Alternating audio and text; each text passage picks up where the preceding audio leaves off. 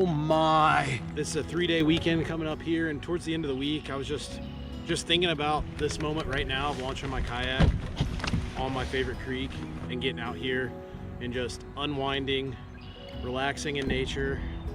And I think we're gonna get on some serious smallmouth today. Oh, it's a big one. Oh yeah, ridge donkey. I just called my shot, 1 cast. Yeah. Oh yeah, it's a fat red-eye smallie. I'm launching here on my favorite waterway in Indiana. It's a creek. I don't know if the camera's gonna do it justice today, how beautiful this river is. It's crystal clear, rocky, shallow, and I'm probably gonna be the only person that I see today. And it's gonna be sunny, partly cloudy, just absolutely perfect. And I think there's gonna be a lot of sight fishing today based on how clear this creek is.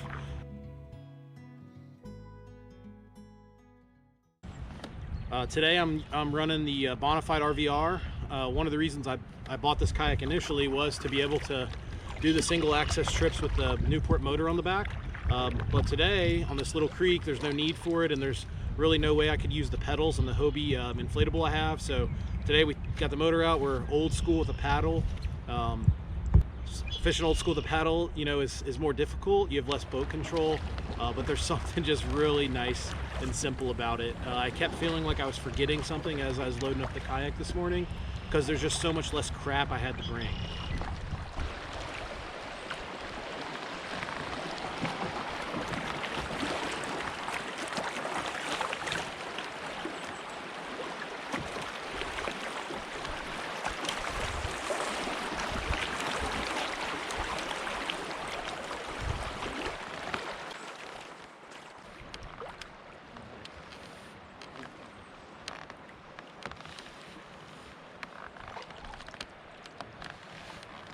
I'm in this deep hole here at the bottom of a riffle, and there's fish everywhere, and I casted right at the bottom of the riffle with this Berkley Nessie glide bait and got busted by a good smallmouth, probably in the 17+ inch range. Yes. Oh no, my drag wasn't set. Oh, big one just ate it. Oh, the glide. Oh, it's a good one. And my drag wasn't set, of course. I haven't caught a fish, so my drag wasn't set. Set the hook, and he just didn't get the hook because my drag was so loose. But the thing is, there were like 5 other smallmouth that saw that action and were in the area, and they're all spooked at this point. But I went right down, just a little further down, and I saw this tree, and I casted to it, and I saw probably 10 really good sized smallmouth. Some of them in the 18+ inch range, some in the average range, but at least 10 come out of this little tiny tree. So that means the sun up there kind of tucking under. So I go down just a little bit further past that tree, and I don't know if it was one of the ones that came out of there and settled down, but thrown the Nessie and got one.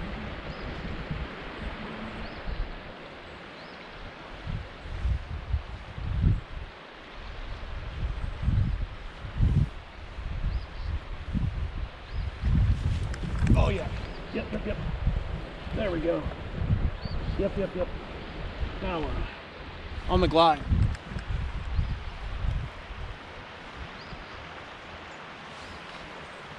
Of course, he's got a bigger one with him. Oh yes. All right, oh, this is fish.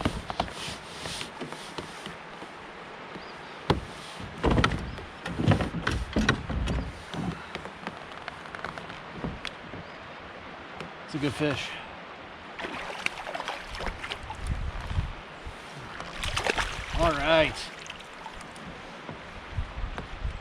All right. Gotta stand up. Gotta see.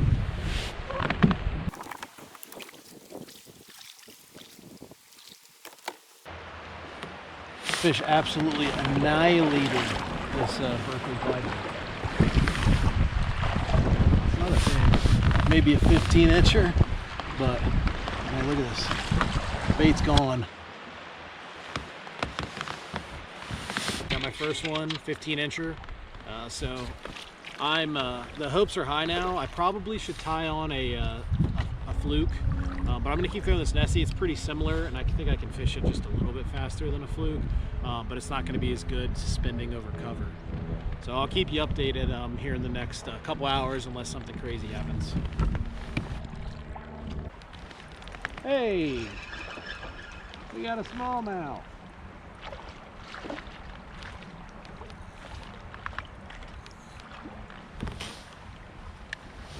Biggins, biggins.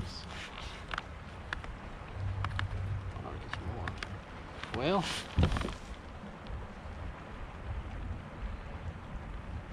I got about 2 miles left now for the end of the float. I've caught 4 fish, only the one decent one, the 15-incher. It's just, the fish are real spooky. I mean, the water's crystal clear. There's so many junk fish that scare the smallmouth. Even making a bomb cast, by the time you get the end of your bomb cast, there's already been fish spooked that way, and the smallmouth gets spooked when they see the other fish get spooked, and there's just schools and dozens and thousands of them.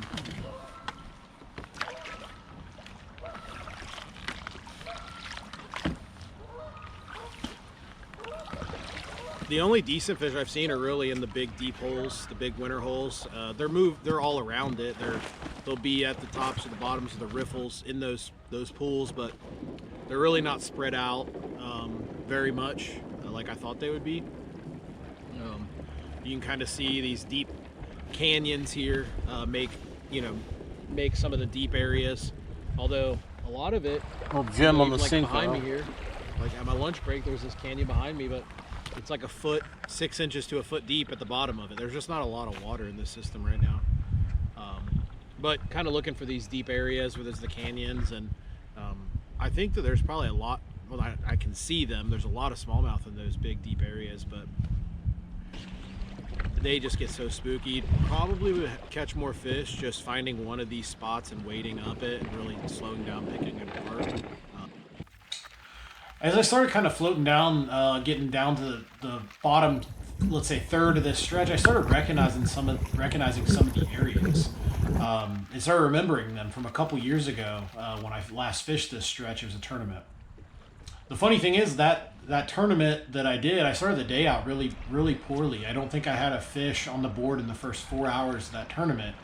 And the bottom section really turned on for me, and I ended up getting second in that tournament. I forgot some of the spots that I really remember for fishing this creek were on this stretch, and I came up to this really, really cool break in a bluff wall where a creek dumps in, or a feeder creek dumps into the main creek. It's a really just beautiful scenic spot, and it always holds fish. I always catch decent fish in this spot. And especially there's deep water there, so I kind of knew when I came around the bend at the top of this riffle and saw that spot down just a ways that it was going to be a good spot that I wanted to spend some time at. So I decided to actually walk my kayak down through the riffle. Could have probably paddled through it around the other side, but I didn't want to come through and blow it up. I really wanted to take my time. Got one. That looks like a good one.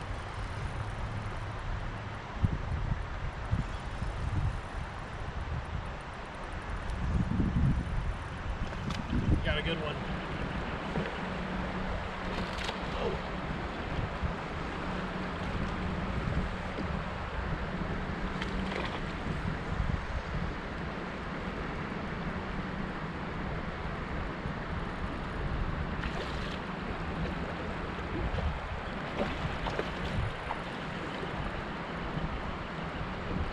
Oh, it's a red-eye.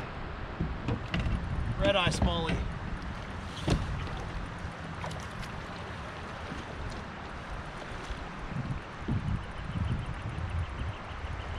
Yeah. Oh yeah, it's a fat red-eye smallie. He's not even that long, he's just fat.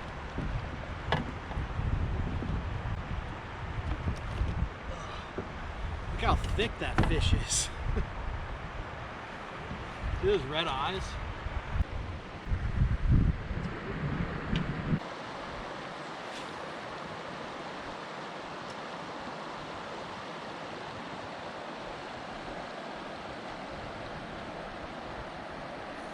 Yes. That's a good one.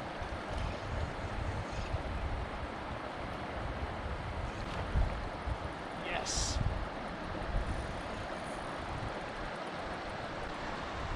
That might be a really good one, I don't know. Feels really big.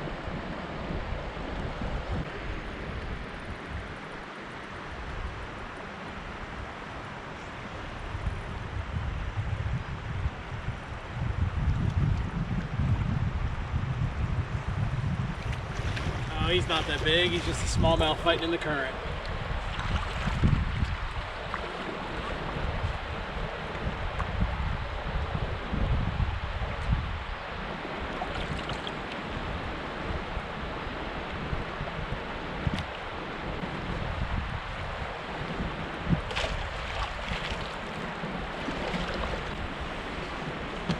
The fish really had me. The fish really had me fooled. I thought he was huge, another like 15-incher.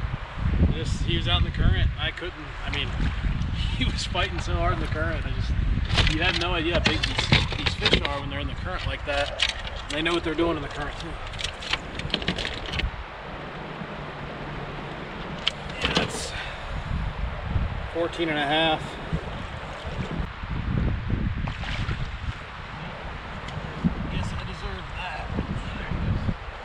So after fishing there for probably 15-20 minutes, and the bites started slowing down, I decided to get back in the kayak and kind of fish further down in that hole a little bit.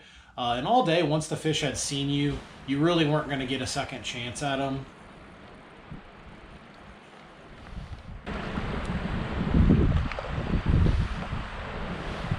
would be a creek largemouth, which is strange.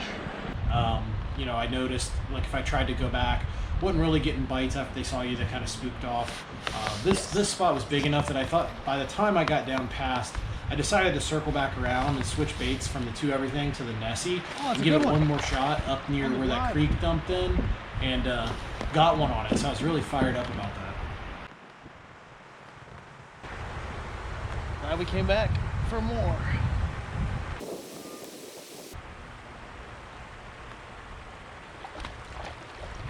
Howdy. Good fish. Not a bad fish. These dudes are just so, these dudes are so chunky.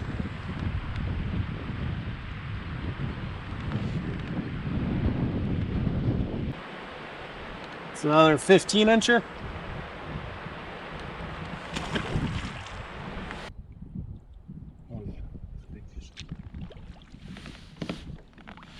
So I think this is the third time I've been on this stretch of creek, and the first time I came out here was in a tournament where Alex got first and I got second.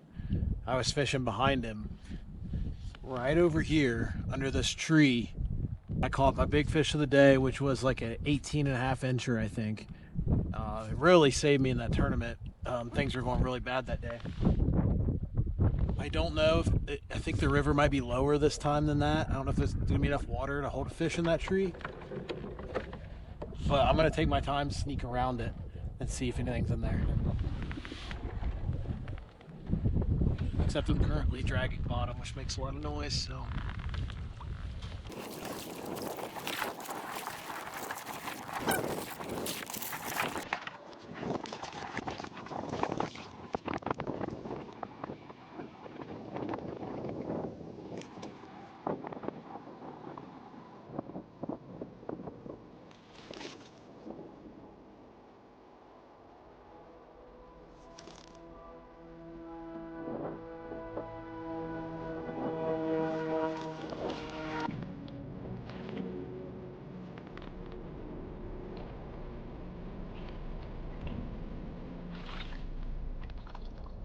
I probably only get one cast. I don't know if I should throw the glide bait or the big Josh. I think I'm going to try the glide bait.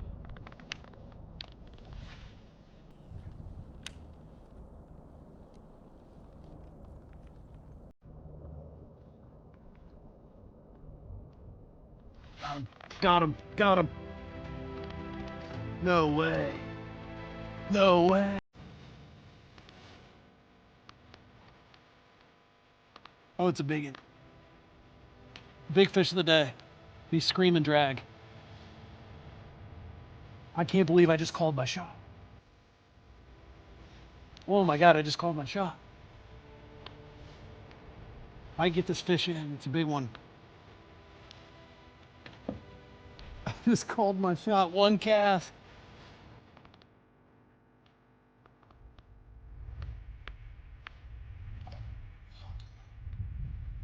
Come on. Come on. Come on. Yes! Yes, yes, yes, yes! Ah! I wonder if that's the same fish. That's crazy. Oh my. I know you guys are gonna believe me, but that was not cut. Oh my gosh, that was not. I literally called my shot. Literally called my shot. Oh my God. This is very possible the fish I caught in that tournament, which was 3 years ago. It looks a little smaller than the one I had in the tournament, but that's so cool. And I threw the glide bait. I chose to go with the glide bait. This is a good fish. It won't go down as one of the biggest fish I've ever caught, but that is one of the coolest catches I've ever had in my life. I have one cast at the root ball. That's an 18-incher. Big fish of the day. The one I caught in that tournament was exactly 18.2. Odds the same fish low, but man, so cool. I'm also fried.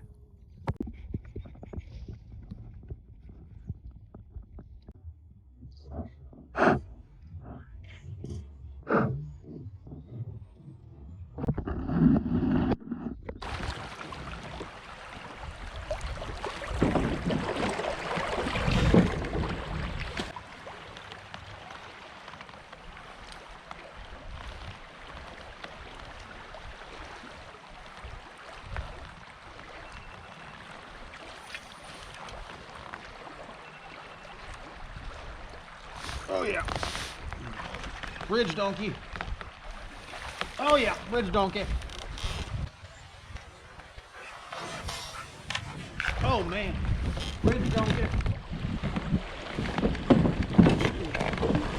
Whoa. Whoa. It almost flipped. Oh.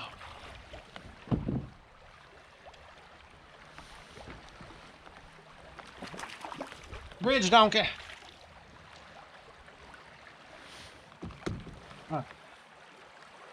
This is snaps. Good fish, 14 inches, 15.